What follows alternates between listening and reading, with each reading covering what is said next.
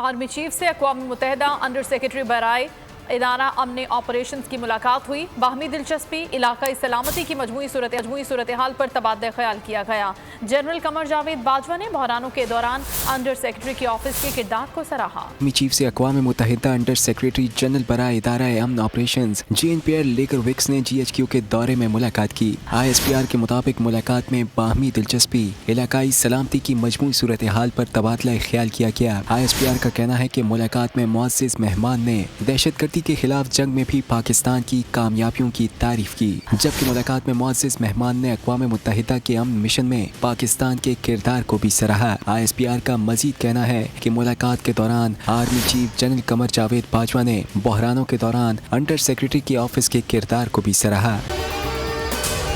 अगर आपको ये वीडियो पसंद आई है तो हमारे चैनल को सब्सक्राइब करें और बेल आइकन को प्रेस करें। मैं इमरान खान हूँ, आप बोल्ड न्यूज देख रहे हैं।